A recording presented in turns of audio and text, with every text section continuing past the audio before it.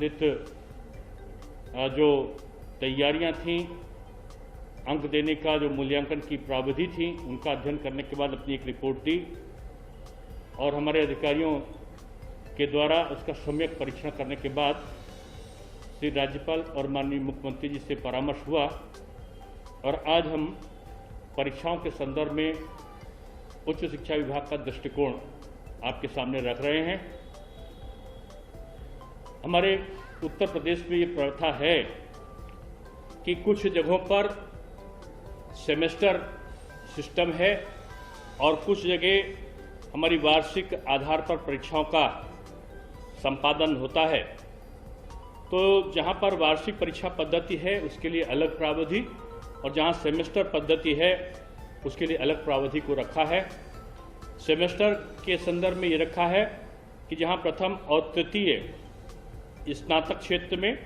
और स्नातकोत्तर में प्रथम सेमेस्टर की परीक्षाएं हो चुकी हैं,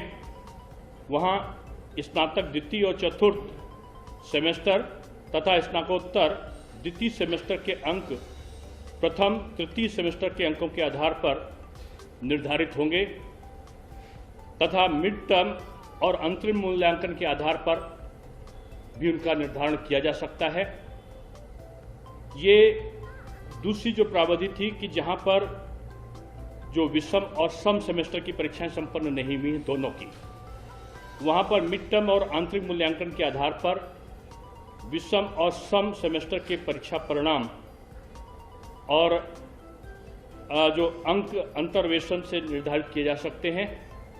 इसी तरीके से स्नातक स्नातकोत्तर पाठ्यक्रम के अंतिम स्नातकोत्तर सेमेस्टर की परीक्षाएं संपन्न कराई जाएंगी।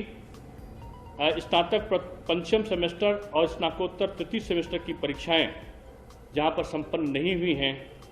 तो अंतिम सेमेस्टर में प्राप्त अंकों के अंतर्वेशन से पूर्व सेमेस्टर के अंक निर्धारित किए जा सकते हैं। कहने का तात्पर्य यह है कि अगर सेमेस्टर की परीक्षाएं कहीं पर हो चुकी, ज़्यादातर जगहों पर जो सूचना मिली है विश्वविद्यालयों की कई जगह पर हो चुकी हैं, कुछ सेमेस्टर की कुछ की नहीं हुई हैं। अगर प्रथम की हो गई है तो उसके अंक द्वितीय में सम्मिलित कर लिए जाएंगे और द्वितीय को प्रमोशन दे दिया जाएगा और प्रथम का जो रिजल्ट है वो उसकी ली गई परीक्षा के अंकों के आधार पर निकलेगा।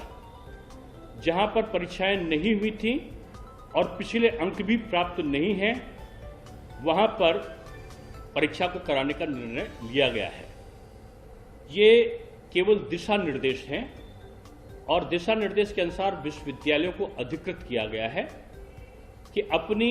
आवश्यकताओं के अनुसार, अपनी तैयारी के अनुसार जो दिए गए दिशा निर्देश हैं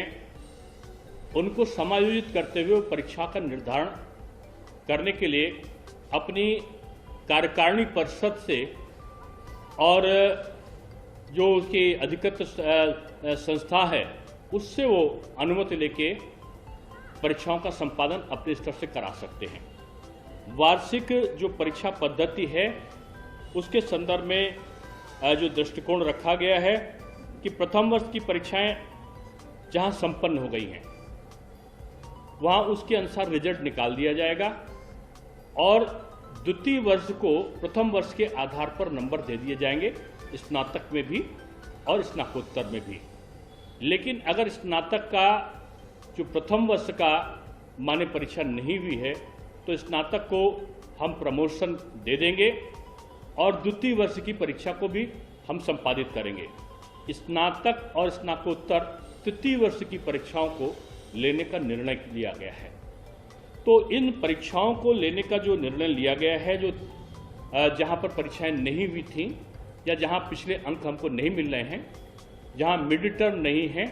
जहां असाइनमेंट्स का हमको जरिया नहीं मिला है, वहां हम परीक्षा कराएंगे। जहां पर हमको पिछला रिकॉर्ड मिल रहा है वहां हम प्रमोशन देने की